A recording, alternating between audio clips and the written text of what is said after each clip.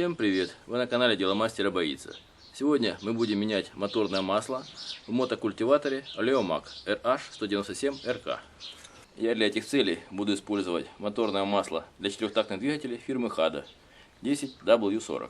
Это масло наиболее подходящее, так в нем находится нанокомпонент ревитализант, который уменьшает трение, затирает все трещинки, которые остались, или царапинки на зеркале цилиндра, и хорошо подходит для этой работы. По техпаспорту в этот мотокультиватор вмещается 600 грамм масла, поэтому необходимо им запастись. Рекомендуемое масло для этого мотокультиватора 10W30 и все, что выше.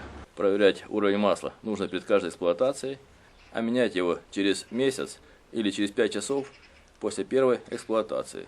И затем через каждые 6 месяцев или 50 часов работы.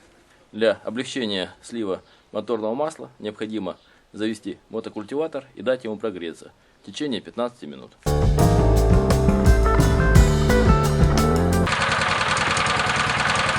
Вот двигатель прогрет, теперь можно менять масло. Берем подходящую емкость для отработанного масла объемом не меньше 0,6 литров.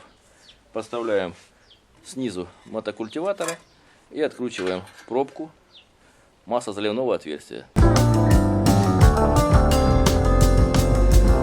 По щупу видно, что масло стало очень жидкое и черное, то есть требует замены. Затем поднимаем переднее транспортировочное колесо и наклоняем мотокультиватор вперед, чтобы масло вытекло из картера.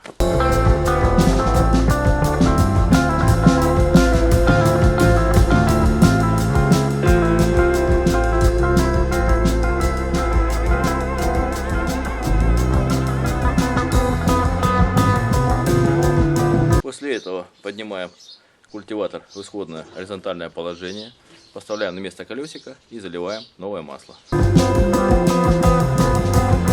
Для удобства заливки желательно использовать лейку с тонкой трубочкой, чтобы она влезала в маслозаливное отверстие.